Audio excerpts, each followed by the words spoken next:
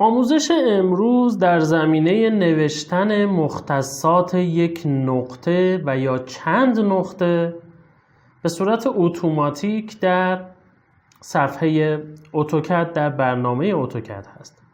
پیش میاد که ما یک ترسیم داشته باشیم دارای نقاط مختلف که حالا ما بخوایم هر گوشه این ترسیم رو مختصاتش رو یادداشت بکنیم.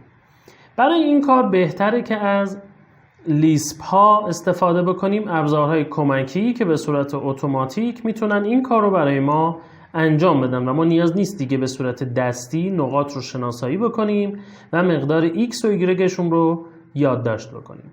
برای این کار از منوی کرکره تولز میتونید وارد قسمت اتو لیسپ بشید و لود اپلیکیشن رو در اینجا کلیک کنید.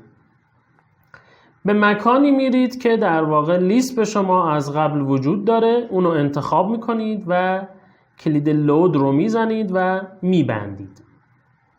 با این کار شما حالا میتونید لیسپی رو که از قبل دانلود کردید به صفحه اتوکدتون فراخوانی بکنید.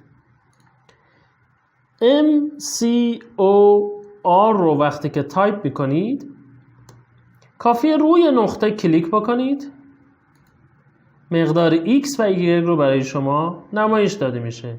از فرمان هم خارج نمیشه تا زمانی که شما نقطه بعد رو کلیک کنید. X و Y این رو هم مینویسه.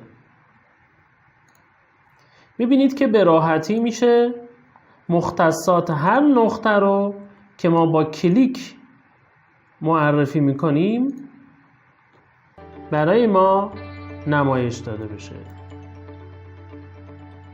به همین راحتی شما میتونید مختصات یک موضوع و یا چند نقطه رو در اتوکد داشته باشید.